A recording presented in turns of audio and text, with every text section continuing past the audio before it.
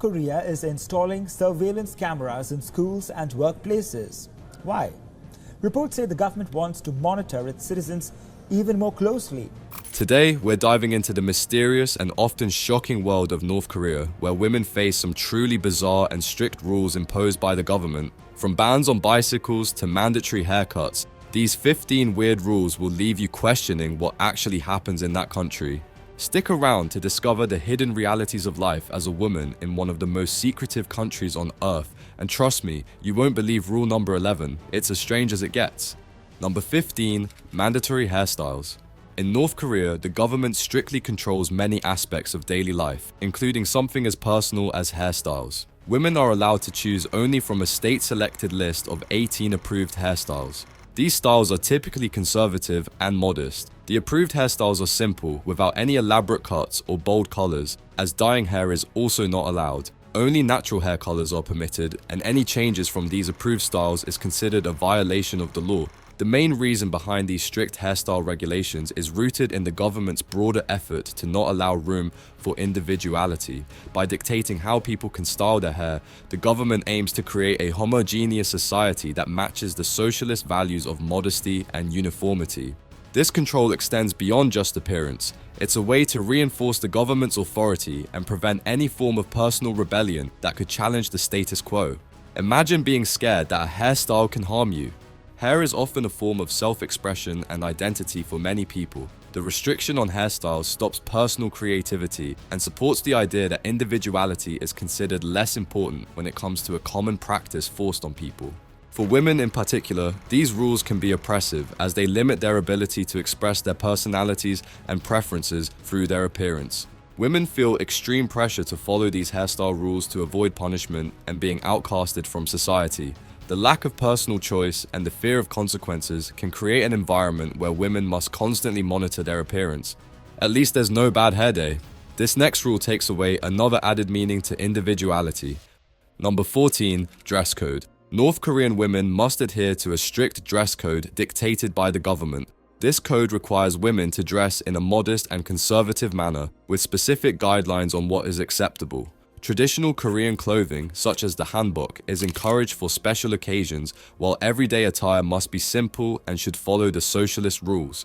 Western fashion, including jeans, t-shirts with foreign logos, and other modern styles, is heavily restricted and often outright banned. Sorry, Gucci. By controlling what women wear, the government aims to promote a uniform appearance that aligns with its values and suppresses any form of individual expression that might challenge the state's authority. Clothing is seen not just as a personal choice, but as a reflection of one's loyalty to the government and adherence to its principles. Weird way to put it. These dress codes are enforced through regular inspections and public monitoring. Women found violating the dress code can face fines, forced labor, or public humiliation. The state uses various methods to make sure compliance, including patrols by government officials, community monitoring, and surveillance cameras. Women who do not follow the dress code may be reported by neighbors or colleagues. Not the neighbors, man. At least don't snitch. If that wasn't bad enough, take a look at the next rule. Number 13, restricted employment. In North Korea, women's job opportunities are severely restricted by the government. The state dictates what kinds of jobs women can have, typically limiting them to sectors such as textiles, agriculture, and education. High-ranking positions in government and major industries are predominantly occupied by men, typical, reflecting deep-seated gender biases within society. These job restrictions prevent women from achieving their full potential and do not allow their professional growth and economic independence. The government justifies these restrictions by promoting the idea that women's primary responsibilities are to their families. Women are often assigned jobs that match with traditional gender roles, such as teaching, caregiving, or working in factories. These roles are seen as extensions of women's domestic duties. The limited career options for women create a cycle of dependence and inequality. Without access to higher paying and more prestigious jobs, women are often financially dependent on their husbands or male family members. This dependence is seen in traditional gender dynamics and limits women's ability to make independent choices about their lives and futures. Despite these limitations, some women manage to achieve success in various fields. These women often face significant challenges and must work much harder to overcome the barriers imposed by gender discrimination. However, their achievements are often overshadowed by the constant gender inequality that characterizes North Korean society. The state's control over employment also extends to the way jobs are assigned and monitored. Women are often placed in jobs based on their family background and loyalty to the government, rather than their skills or qualifications. This system of job assignment supports the state's control over its citizens and limits women's ability to pursue careers that match their interests and talents. Is North Korea living in the 18th century? Pretty sure even they had more freedom. Speaking of unusual restrictions, here's another one that North Korean women have to follow. Number 12, marriage regulations. Marriages are often arranged by the state to make sure ideological compatibility and loyalty to the government. The government finds potential partners and approves marriages based on social and political criteria, rather than personal choice. This involvement shows the government's desire to control every aspect of its citizens' lives, including their most intimate relationships. Imagine Love Island, North Korea. One episode only. Women face pressure to marry at a certain age and to have children to contribute to the country's population goals. Unmarried women, or those who delay marriage, are often seen with suspicion and can be subject to harassment or discrimination. Women who fail to conform to traditional roles can face significant social backlash. Divorce, for example, is heavily seen as a disgrace. Women who seek divorce often face harsh judgments from their communities and may find it difficult to remarry or secure stable employment. The societal expectation to maintain an image of a harmonious family life, even in the face of personal unhappiness, shows how strict these rules are. Efforts to resist or challenge these marriage regulations are often met with harsh penalties. Women who attempt to defy the state's expectations may face surveillance, harassment, and punishment. Yikes! Taking arranged marriages to a whole different level. Ready for another jaw-dropping rule? This next one is as weird as it gets. Number 11, reproductive rights. Family planning is heavily regulated, and women are often pressured to have multiple children to support the government's demographic goals. Access to contraception and abortion is extremely limited, making it difficult for women to make independent choices about their reproductive health. The state promotes large families as a way to build a strong and populous nation. Women are encouraged and sometimes coerced to bear many children. This pressure can come from government officials, community leaders, and even through state propaganda that glorifies motherhood and large families as patriotic duties. Women who do not follow these expectations may face social and political repercussions. This is wrong on so many levels. Health services for women are inadequate, and there are shortages of medical supplies and trained healthcare professionals.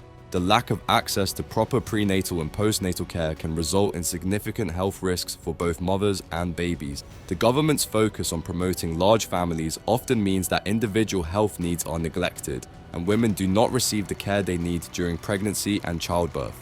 The limited availability of contraception further complicates women's ability to control their reproductive health. Birth control methods are limited, and women often have to resort to unreliable or unsafe methods to prevent unwanted pregnancies. Abortion is also highly restricted in North Korea. While it may be allowed in some cases, the procedures are often performed in unsafe conditions due to the lack of trained medical personnel and proper facilities. In the words of Rachel Green, no uterus, no opinion. Let's get on with the next rule. Number 10, travel restrictions. Traveling within and outside North Korea is heavily restricted for all citizens, but women face particularly stronger limitations. The government requires permits for travel within the country, and international travel is almost entirely forbidden for ordinary citizens. Women need permission from both male family members and the state to travel, and their movements are closely monitored. What is this hate against women? The reason behind these travel restrictions is to prevent the spread of foreign ideas and to maintain the government's control over its citizens. By limiting movement, the government can better monitor and manage the population, reducing the risk of escape and the spread of information that contradicts state propaganda. For women, these restrictions are particularly worse, as they often require additional layers of approval and scrutiny compared to men. At this point, staying home is better than going through all this. Women caught traveling without proper authorization can face severe penalties, including fines, forced labor, or imprisonment. The risk of punishment creates a fear and discourages women from attempting to travel without state approval. This control over movement limits women's opportunities for education, employment, and personal growth, as they are often confined to their local areas. Women's ability to connect with family members, access healthcare, or pursue educational opportunities is severely limited. These restrictions also hinder economic development, as women are unable to participate fully in the workforce or engage in business activities that require travel. Why don't they understand that girls just want to have fun? If you want weird rules, here's the next one for you. Number 9. Propaganda participation. In North Korea, women are required to participate in state-sponsored propaganda activities. These activities include attending rallies, participating in mass games, and contributing to propaganda performances that glorify the government and its leaders. The government uses these events to reinforce its ideology and promote loyalty among its citizens. Women are often involved in the organization and execution of these events, which can be time-consuming and demanding. They are expected to take part in synchronized performances, parades, and other public displays that demonstrate their dedication to the state. Participation is not optional. Failing to participate can result in severe consequences. The purpose of these propaganda activities is to create a unified, patriotic society that unquestioningly supports the government. By requiring participation, the government makes sure that its citizens, especially women, are constantly reminded of their duty to the state. For many women, these events are a significant burden. They require extensive preparation and rehearsal, often on top of already demanding daily responsibilities. Women are expected to balance their participation in propaganda activities with their roles as workers, mothers, and caregivers, which can lead to physical and emotional exhaustion. The impact of propaganda participation extends beyond individual women to their families and communities. Children are often involved in these activities from a young age, learning to perform and participate in state-sponsored events. What a bizarre country. I feel sad for all the women there. The next rule is just bizarre. Number 8. Education brainwashing. The curriculum is designed to instill loyalty to the government with a strong emphasis on the teachings of Kim Il-sung, Kim Jong-il, and Kim Jong-un. From a young age, girls are taught to respect the leaders and adhere to the principles of Juche, the state ideology. The education system in North Korea prioritizes ideological education over critical thinking and practical skills. Subjects such as mathematics, science, and literature are taught with a heavy dose of propaganda, and historical events are presented in a way that glorifies the government and its leaders. This messed up education limits the intellectual development of women and restricts their ability to think independently. For women, the brainwashing process begins in early childhood and continues throughout their schooling. They are taught to sing songs, recite poems, and perform plays that praise the government. The emphasis on ideological purity extends to higher education, where women are expected to study subjects that align with the government's goals and avoid fields that might encourage critical or independent thought. Despite these challenges, some women find ways to resist the brainwashing process. Some engage in secret study groups where they share forbidden books and discuss ideas that challenge the government's narrative. And then there is a set of groups who would trade anything in the world just so they won't study. This next rule is just sad.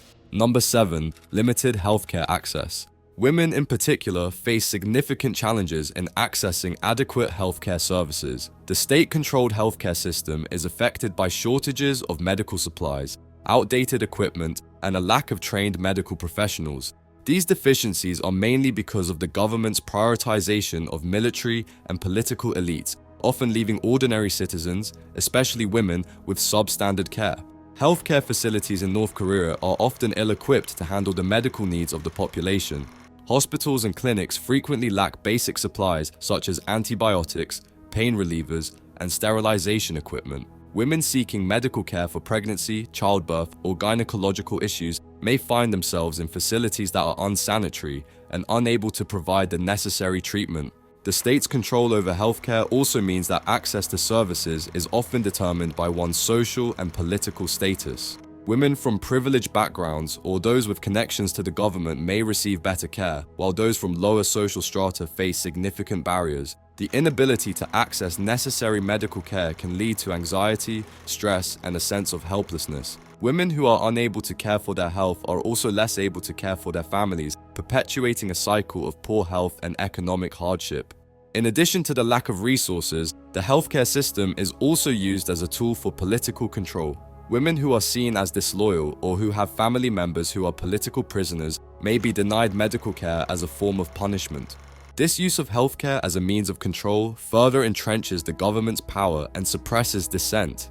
That's just sad. Imagine having a life-threatening disease and not being catered to just because of your status. Pathetic. If that wasn't bad enough, let's have a look at the next rule.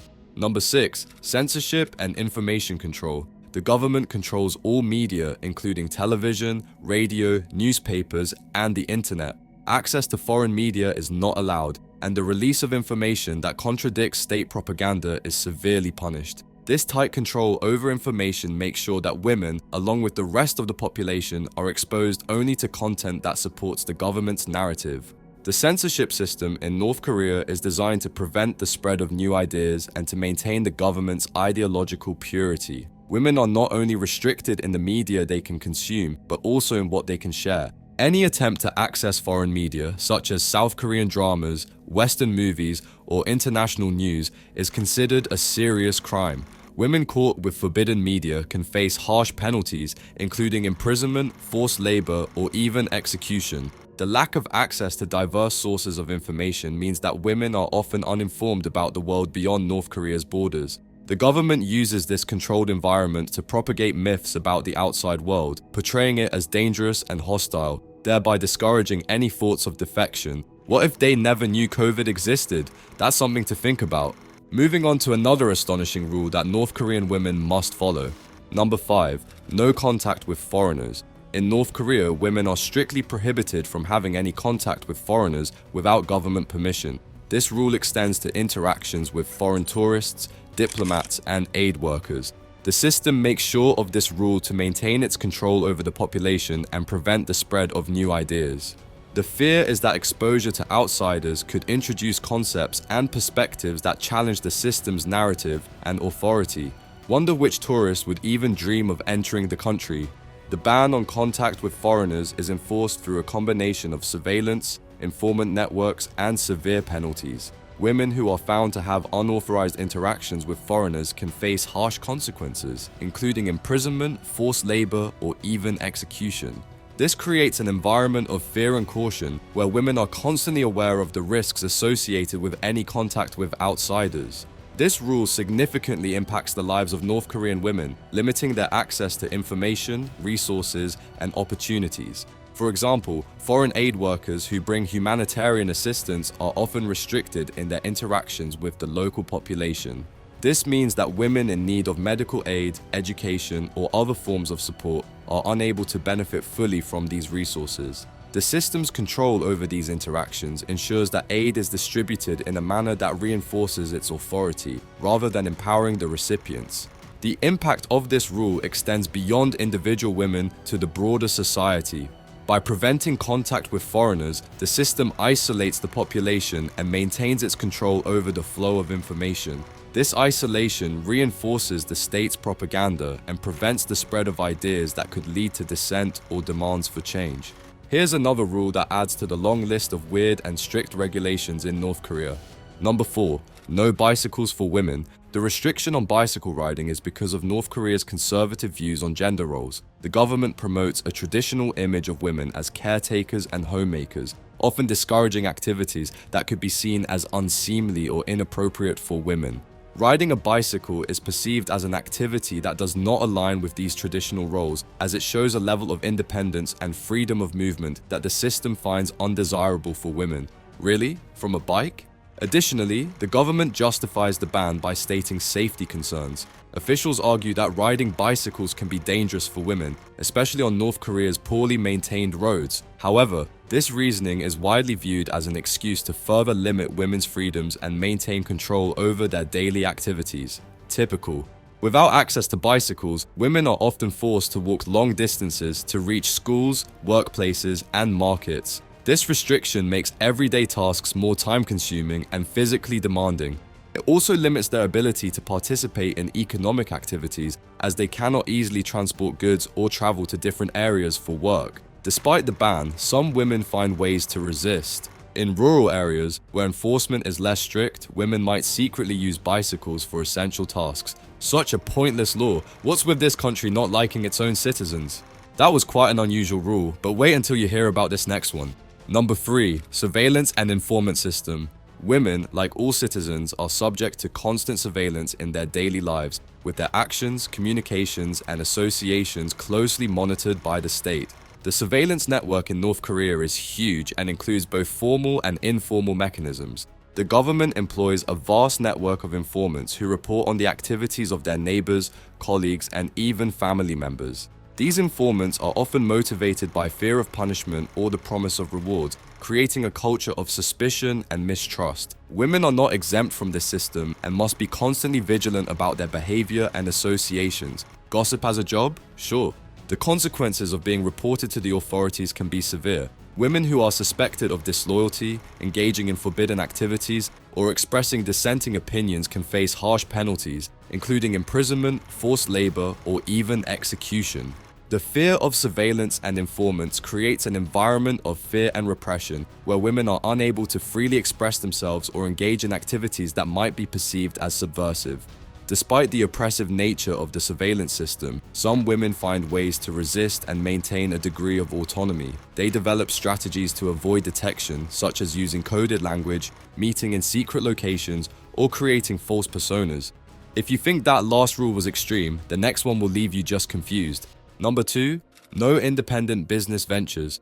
In North Korea, the government imposes strict regulations on economic activities, including a prohibition on independent business ventures without state approval. Women, like all citizens, are not allowed to engage in entrepreneurial activities outside the government-controlled economy. This rule limits women's economic independence and entrepreneurship, reinforcing the system's control over all aspects of economic life. The restriction on independent business ventures is fixed in the system's desire to maintain a centralized economy and prevent the rise of private wealth and power that could challenge its authority. The government views independent economic activities as a threat to its control and ideology. As a result, all business activities must be conducted under the state's strict regulations and oversight. Yikes! Women who attempt to run unauthorized businesses can face severe penalties, including fines, confiscation of goods, imprisonment, or forced labor. This creates a climate of fear and discourages women from pursuing entrepreneurial opportunities.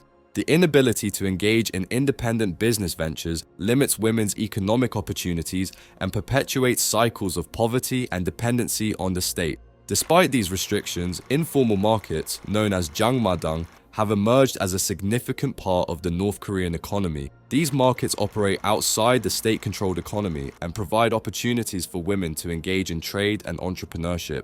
Women who participate in these markets often sell goods such as food, clothing, and household items. While these activities carry risks, they also offer a degree of economic autonomy and empowerment, some sort of human activity at least. Who will sell all those random viral products you see go viral on TikTok? This last rule is just sad. Have a look. Number 1. Forced labor and human rights abuses. Forced labor is a sad and disgusting reality for many women in North Korea, with the government using labor camps and work assignments as tools of punishment and control. Women who are perceived as disloyal, who have committed minor crimes, or who come from families deemed politically suspect can be sentenced to hard labor in brutal conditions. These labor camps, known as kwanliso, are known for their harsh treatment and human rights abuses. Women in these camps are subjected to difficult work, often in dangerous and unhealthy conditions. They may be forced to work in mines, factories, or agricultural fields for long hours without adequate food, rest, or medical care. The physical toll of this forced labor is severe, leading to malnutrition, injury, and illness. The psychological impact is also big, as women endure constant surveillance, abuse, and the ever-present threat of punishment. The government uses forced labor not only as a means of punishment, but also as a way to create fear and maintain control over the population. The threat of being sent to a labor camp serves as a reminder against any offenses. Despite the oppressive nature of forced labor, some women find ways to resist and survive. They form support networks with other prisoners, share food and resources, and find ways to maintain their spirit and hope. What a depressing situation. Imagine being controlled to the point that any single move you do is monitored. Some might even say that death is better than living in a country that barely exists, but they sure do know how to send trash bags as revenge.